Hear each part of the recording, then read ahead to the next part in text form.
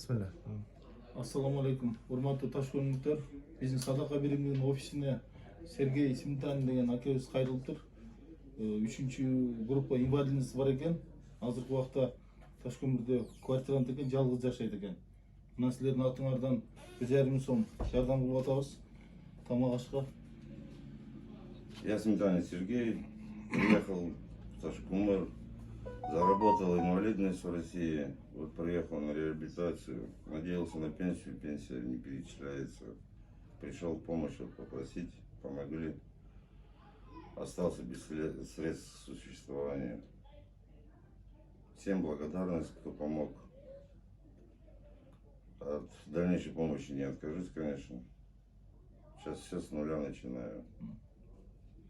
Не болейте. Да, дай Бог. Здоровья. Наверное, все воля Божья, как говорится. Хорошо.